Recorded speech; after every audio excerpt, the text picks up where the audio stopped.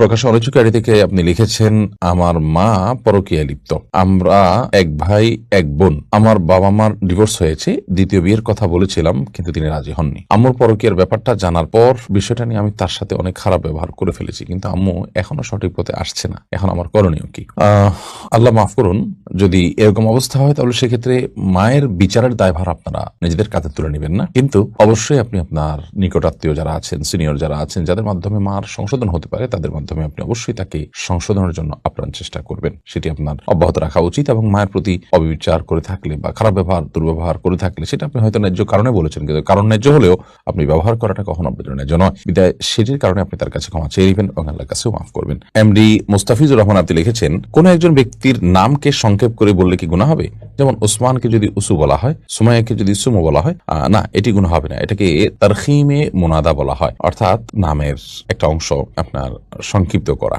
আপনার মূলত শেষ অংশটাকে সাধারণত সংক্ষিপ্ত করা হয়, তারখিম সেটাকে বলা হয়। যাই হোক, তো এই সংক্ষিপ্ত করার কারণে যদি কোনো অর্থ বিকৃতি না হয়, কোনো অসুবিধা নেই, সংক্ষেপে বলা যেতে পারে। মারুফ আক্তার আপনি লিখেছেন, বিভিন্ন শপে হিন্দুদের পূজা, ফাল্গুন আরো অনেক কিছুর উপলক্ষে বিভিন্ন অফার দেওয়া হয়, এখান থেকে আমরা কি কোনো প্রোডাক্ট কিনতে পারবো? কোনো অসুবিধা নেই। আপনি এই অফার উপলক্ষে আপনি কম দামে পেয়েছেন, কম দামে পাওয়াতে সেটা নেওয়াতে কোনো অসুবিধা নেই। আপনার নেওয়ার কারণে কোনো অন্যায় কাজে সহযোগিতা হচ্ছে না এবং কোনো প্রকার সহযোগিতার সম্পর্ক এখানে নেই। যেহেতু কোনো প্রকার ভাবেই সহযোগিতা হয় না, বিধায় এটি নেওয়াতে কোনো অসুবিধা নেই। যদি তাদের কোনো শিরকের কাজে সহযোগিতা হয় এমন কোনো কাজ আপনি করেন, তাহলে সেটা আপনার জন্য নাজায়েজ এবং গুনাহ হবে। ফারজানা ফারজু এডি থেকে দেখেছেন, আমি টয়লেটে গেলে যতই চেষ্টা করি গায়ে পেশাবের ছিটা পড়ে, আমার কি ওই কাপড়ে নামাজ হবে নাকি বা শরীর নাপাক হবে? যদি আপনার টয়লেটে আপনার গায়ে পেশাবের ছিটা আসে, সেই ছিটাগুলো যদি ওই যে শুয়ের আগায় যতটুকু পানি পড়ে এই টাইপের ছিটা, তাহলে সেক্ষেত্রে আপনার এর কারণে কোনো চিন্তা করার কোনো কারণে, এর কারণে আপনার শরীর বা কাপড়ে লাগলে সেটা নাপাক হবে না, কারণ এটি মানুষের সাধ্যের বাইরে এটুকু থেকে বেঁচে থাকা। তবে আপনি যদি দাঁড়িয়ে পেশাব করেন তাহলে সেক্ষেত্রে এই ধরনের ছিটা পড়ার সম্ভাবনা বেশি থাকবে।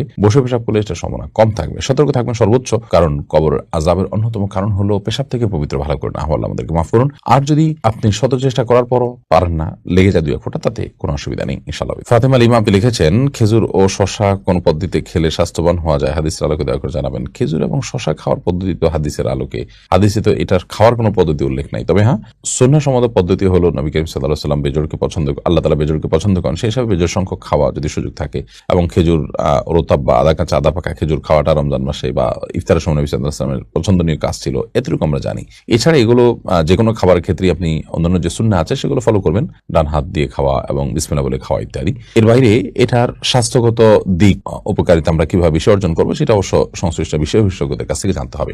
সকাল সন্ধ্যা এআইডি থেকে আপনি লিখেছেন, নামাজ পড়ার সময় একই রুমে মোবাইলে অন্য কেউ যদি গান শুনে তাহলে কি আমার নামাজ হবে? আপনার নামাজ তো হয়ে যাবে কথা, মানে আক্ষরিক ভাবে, কিন্তু আপনার নামাজের মনোযোগ নষ্ট হয়ে যাবে। সেজন্য নামাজের মনোযোগ নষ্ট হতে পারে এমন কোন জায়গায় আসলে নামাজ পড়া উচিত নয়, জায়েজ নয়, এবং যিনি এই কাজটি করছেন তার জন্য এটি জায়েজ হবে না যে তিনি একজন নামাজি ব্যক্তি নামাজে ডিস্টার্ব করছেন, তার নামাজের ভিতরে মনোযোগ নষ্ট হতে পারে এমন কোন কাজ করছেন, সেটি করা তার একেবারেই অনুচিত কাজ। রহিমা হিম আপনি লিখেছেন, আমার কাছে কতটুকু স্বর্ণ থাকলে আমার যাকাত দেয়া লাগবে? আপনার কাছে যাকাত আবশ্যক হওয়ার জন্য যাকাতের যে নেশাব আছে সে নেশাব পরিমাণ স্বর্ণ থাকলে আপনার উপর যাকাত আবশ্যক হবে, যাকাত বর্তাবে। এখন কত নেশাব পরিমাণ স্বর্ণ কতটুকু? নেশাব পরিমাণ স্বর্ণ হলো আপনার শুধু স্বর্ণ যদি থাকে তাহলে 85 গ্রাম, 52.5 তোলা বলা যেতে, 7.5 ভরি যেটাকে বলা হয় সেটা। তো এই 7.5 তোলা বা 7.5 ভরি কিংবা 85 গ্রাম স্বর্ণ যদি আপনার কাছে থাকে, সেটা 1 বছর থাকলে আপনার উপর যাকাত আবশ্যক হবে পুরাটুকুর। এর বেশি থাকলেও সবটুকুরই যাকাত আপনাকে দিতে হবে। আর যে স্বর্ণের সাথে অন্য নগদ টাকাও থাকে বা ব্যবসা মালও থাকে বা রূপাও থাকে, তাহলে সেক্ষেত্রে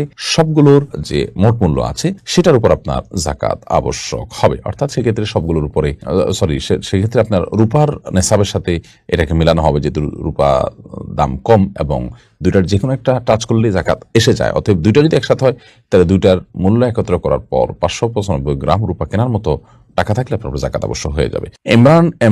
ইমরান আলী আপনি লিখেছেন, শিশুদের খাবার খাওয়ানোর সময় কার্টুন দেখানো যাবে কিনা? খাবার খাওয়ানোর সময় যদি আপনি কার্টুন দেখান, কার্টুনগুলোতে ম্যাক্সিমামই আজকাল মিউজিক থাকে। এই যে মিউজিক থাকে সেজন্য কিন্তু এই ধরনের কার্টুন দেখা বাচ্চাদেরকে দেখানো জায়েজ নয়, গুনাহের কথা। কারণ আপনি সেখানে মিউজিকের যে গুনাহ হারাম সেটিতে লিপ্ত হয়ে যাচ্ছেন, বিধায় সেটি জায়েজ নয় এবং এর কুপ্রভাব বাচ্চাদের উপরে পড়ে। মনস্তাত্ত্বিকভাবে বাচ্চারা দিন বিমুখ হয় এবং ফাসিকি মানসিকতা তাদের মধ্যে তৈরি হয় ইত্যাদি নানা কারণে এরকমটি করা জায়েজ নয়। আর যদি সেখানে মিউজিক না থাকে কিংবা সাউন্ড বন্ধ করে নেন, সেখানে অশ্লীল কোনো কিছু না থাকে, তাহলে এটা নাজায়েজ বা হারাম হবে না, বাট সন্তানের জন্য চোখের ক্ষতি, ব্রেনের ক্ষতি নানা দিক থেকে, সেজন্য এটি না করা উত্তম এবং ভালো।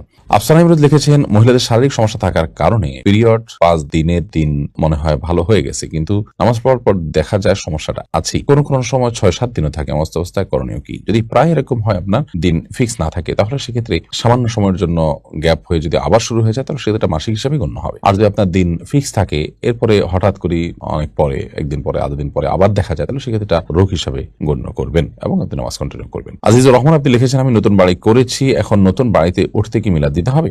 আপনি নতুন বাড়ি তৈরি করেছেন, বিসমিল্লাহ বলে আল্লাহর নাম নিয়ে আপনি সেখানে বসবাস শুরু করবেন এবং এই বাড়িতে আল্লাহর ইবাদতবন্দি করবেন, কোরআন তেলাওয়াত করবেন, দোয়া দুরূদ পড়বেন এবং কোনো গুনাহের কাজ করবেন না, এটা আপনার দায়িত্ব, বাস শেষ। এর বাইরে নতুন বাড়িতে উঠতে হলে মিলাদ দিতে হবে এরকম কোনো কথা কোরআন হাদিসে কোথাও বলা হয়নি। বিধায় নতুন বাড়িতে উঠলে সবাইকে দাওয়াত দিয়ে মিলাদের অনুষ্ঠান করা কোরআন হাদিস কর্তৃক নির্দিষ্ট কোনো কাজ নয়। তবে আপনি এমনিতে আত্মীয় স্বজন দাওয়াত দিয়ে খাওয়াচ্ছেন, আনন্দ করছেন বা উদ্বোধন করছেন সবাইকে নিয়ে, সেটি একান্ত আপনার ব্যাপার। কিন্তু যখন আপনি মিলাদ দিচ্ছেন, সেটা ইসলামের ব্যাপার হয়ে যাচ্ছে। ইসলামের ব্যাপার যখন হয়, তখন ইসলামে যদি নির্দেশনা না থাকে, তাহলে সেক্ষেত্রে ইসলামের ব্যাপার বানিয়ে নেওয়া এটা হলো রীতিমতো বিদআত এবং গুনাহের কথা। ইকবাল রাজা আপনি লিখেছেন, রমজান মাসে পিল খেয়ে রোজা পুরা করা যাবে কিনা? পিল খেয়ে রোজা রাখলে, যদি আপনার মাসিক বন্ধ করে রাখলে যদি আপনার কোনো শারীরিক কোনো ক্ষতি না হয়, কোনো বড় কোনো সাইড এফেক্ট না পড়ে, তাহলে সেক্ষেত্রে এটা জায়েজ হবে। তবে সাধারণ অবস্থাতে আল্লাহ তাআলার ফয়সালাকে মেনে নেওয়াটাই উত্তম বলবো আমরা। কোনো কারণে যদি মনে হয় যে এই রোজাগুলো আমি পরে আবার রাখতে পারি কি না পারি, বা আমি এই সময় ইবাদতবন্দিটা মিস করবো, এই কারণে আমি চাচ্ছি না মিস করতে, তাহলে আপনি পিল খেয়ে রোজা রাখতে পারেন, যদি এর কারণে আপনার শারীরিক কোনো সাইড এফেক্ট না হয়।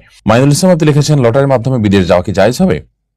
লটারির মাধ্যমে বলতে, আপনি অনেক লোকের মধ্যে লটারি করে আপনার নামও আসতে পারে, এরকম লটারি করলে সেটা আপনার জন্য জায়েজ হতে পারে। কিন্তু আপনি একটা নির্দিষ্ট টাকা দিয়ে লটারি কাগজ কিনলেন, তারপরে তার মাধ্যমে আপনি বিদেশে যাওয়ার বিভিন্ন ভিসা টিসা বা বিভিন্ন আপনার ফ্যাসিলিটিস পেলেন ওই 10 টাকা 20 টাকা 50 টাকার লটারির বিনিময়, তাহলে সেটা জায়েজ হবে না, কারণ সেক্ষেত্রে সেটি জুয়ায় পর্যবসিত হতে পারে। সাবির আপনি লিখেছেন, আমরা সহ বাসায় থাকি, আমার শাশুড়ি আর ননদ দেশের বাড়িতে থাকে, কিন্তু যখন আমার শাশুড়ি বাসায় আসে আর যতদিন বাসায় থাকে আমার স্বামী ততদিন শাশুড়ির কাছে ঘুমায়, এতে কি ইসলাম কি বলে?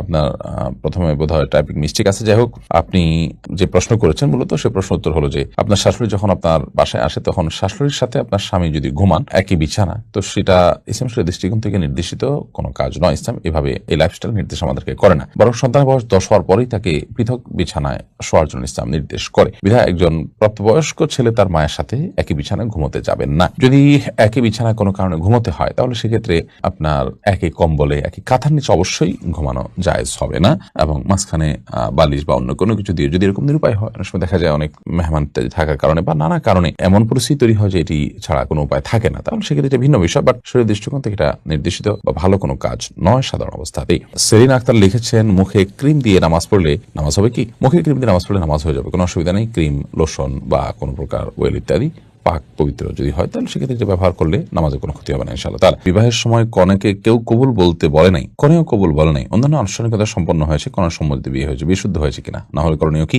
বায়াজুর রহমান জনি, বিয়ের ক্ষেত্রে মেয়ে এবং ছেলে উভয়ের সম্মতিটা বিয়ের পূর্ব শর্ত।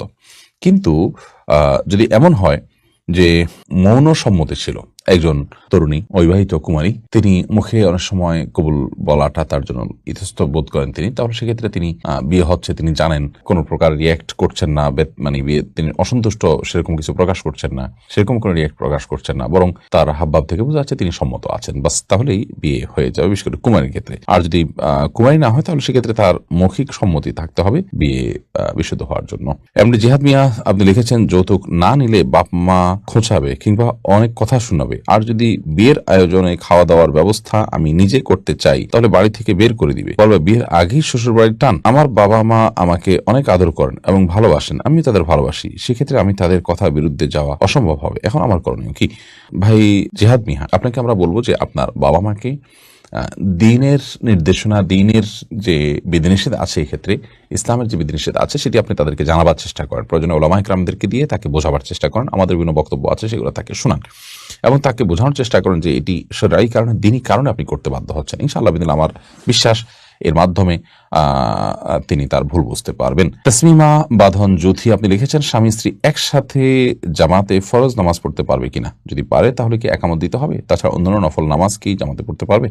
স্বামী স্ত্রী একসাথে জামাতে নামাজ পড়তে পারে, যার যার নামাজ শেষে পড়তে পারে। আর যদি যার যার নামাজ শেষে পড়তে পারে জামাতে নামাজ পড়ে, তাহলে সেক্ষেত্রে স্বামী সামনে স্ত্রী পেছনে, অর্থাৎ পাশাপাশি না দাঁড়িয়ে নামাজ পড়তে পারে। এটা মাঝে মধ্যে জামাত মিস হয়ে গেল পুরুষের, সেক্ষেত্রে এটা করতে পারে। নিয়মিত এটি করবেন না তারা, বাসায় অন্যান্য জামাত তরক, এবং একামত দিবে স্বামী নিজে একামত দিবেন। আর অন্যান্য নফল নামাজ বিশেষ করে তাহাজ্জুদের নামাজ ইত্যাদি তারা যদি জামাতে পড়তে চান, স্বামী সামনে ইমামতি করবেন, স্ত্রী পিছনে নামাজ পড়বেন, হতে পারে। এরপর সুমাইয়া আক্তার লিখেছেন, নিয়মিত দুঃস্বপ্ন দেখি করণীয় কি?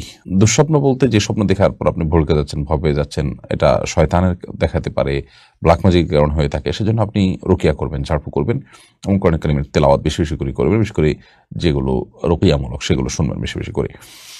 আর যদি আপনার কাছে অর্থবহ স্বপ্ন মনে হয় যে আপনি কোনো বাজে কোনো ইঙ্গিত পাচ্ছেন, তাহলে সেক্ষেত্রে আপনি আল্লাহর কাছে পানা চাইবেন, আল্লাহ আমি এই স্বপ্নের মন্দ দিক থেকে, ক্ষতিকর দিক থেকে আপনার কাছে পানা চাই, আল্লাহর কাছে ইস্তেগফার করবেন, পানা চাবেন, ইনশাআল্লাহ যথেষ্ট হবে। ফারাহ লিজা আপনি লিখেছেন, দয়া করে বদলি হজ আদায় করার নিয়মটা জানাবেন। বদলি হজ আর মূল হজের ভিতরে কোনো পার্থক্য নেই, একই জিনিস। শুধুমাত্র পার্থক্য এটুকু, যিনি বদলি হজ করবেন তিনি তার নিজের হজটা আগে সম্পাদন করতে হবে, তারপর তিনি অন্য তরফ থেকে বদলি হজ করতে পারেন। এন রহমান আপনি লিখেছেন, নানি বা দাদির দুধ সন্তানের সামনে পর্দার বিধান কি? নানি বা দাদি তাদের দুধ সন্তান যদি থাকে, তাহলে সেক্ষেত্রে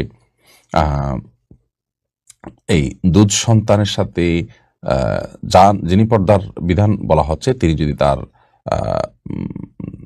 রক্ত সম্পর্কে আত্মীয় হলে যেমন হয় সেরকম হয়, অর্থাৎ ধরুন নাতি, প্রশ্ন যদি নাতি করেন যে আমার নানির দুধ সন্তান একজন মেয়ে, তিনি দুধ পান করেছেন, তাহলে সেক্ষেত্রে তার সাথে দেখা করতে পারবে কিনা? উত্তর হল হ্যাঁ, আপনি দেখা করতে পারবেন, যেহেতু আপনার মায়ের বোন, দুধ বোন হয়ে যাচ্ছেন তিনি তখন, সেক্ষেত্রে